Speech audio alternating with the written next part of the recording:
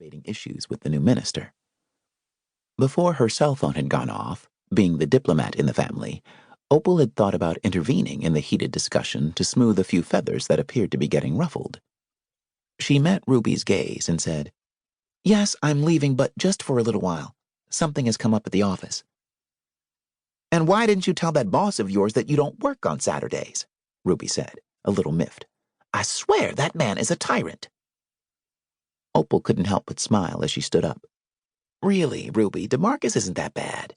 He has a business to run and wants to continue its success. All those extra hours I work are justified. I am his administrative assistant, so he depends on me a lot.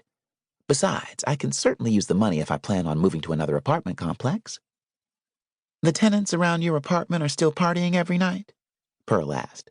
"Yes, and the landlord acts as if there's nothing he can do. I had hoped the situation would get better, but it hasn't. My building has become known as the party building." Pearl smiled. Maybe I ought to move in when you move out. There's nothing like a good party every now and then." Opal shook her head. Good at heart, Pearl enjoyed giving the impression that she was a wild child, but Opal knew better. Her sister's party girl ways were just a facade. Opal had a feeling that, in reality, Pearl was someone still trying to find her purpose in life. More than anything, Opal hoped things worked out for Pearl with those demo tapes she had sent out. "I can handle a good party every now and then," Opal decided to say, "but there are limits to one's tolerance and endurance." "Things really must be out of hand if you're complaining," Pearl said. "Everyone knows you rarely complain about anything. You just roll with the flow." Opal couldn't help but smile. It was a known fact that of the 4 Lockhart sisters, she was the hopeless optimist. No matter what the problem, she believed the result would end up positive. She then thought of the problem she had detected before answering her phone. "Did you say anything to Amber about her behavior?" she asked Ruby. Ruby shook her head. "Are you kidding? And have her not speak to me again for weeks?" "No, I didn't say anything to her. But I did ask Luther to say something. She usually listens to him." Opal nodded. Luther Biggins, whom they had designated as cook for the day, was a family friend. His father and theirs had been the best of buddies when the two had been alive. A military man, Luther had left the Navy SEALs after suffering a disabling leg injury. Now he managed his family's very profitable chain of mega automobile dealerships. "I hope she listens to him," Pearl said, glancing out across the yard. "I don't think Megan Townsend appreciates Amber flirting with her fiancé." Opal sighed. "Well, let me go. I won't have time to go home and change, so I'm going to have to wear what I have on," she said, glancing down at the shorts and t-shirt she was wearing. "You look fine," Pearl said. "Besides, it will do DeMarcus Armstrong good to see you in something other than a business suit. Maybe now he'll take a notice to you.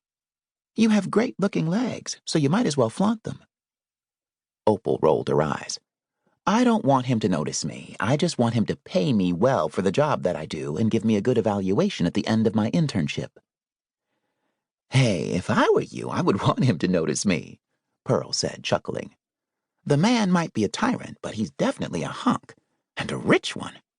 Tall, dark, and handsome are the things dreams are made of.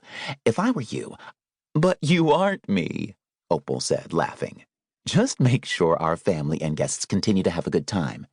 Let everyone know I had to leave for a while, but I'll be back in an hour.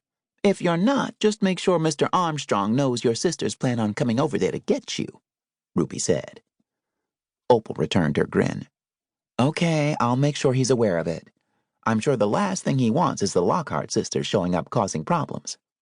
I'll be back later." She dashed inside the house to get her purse. DeMarcus Armstrong stood at the window of his office on the 15th floor and looked down into the parking lot below. His administrative assistant was arriving, and she'd made good time. He had asked the ever-efficient Opal Lockhart to be there in 30 minutes, and she had arrived in 20. He watched as she got out of her car and began walking toward the entrance of the building.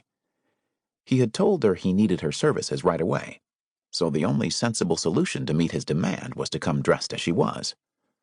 And much to his displeasure, he rather liked it. He didn't want to admit that he'd often wondered what she looked like in something other than those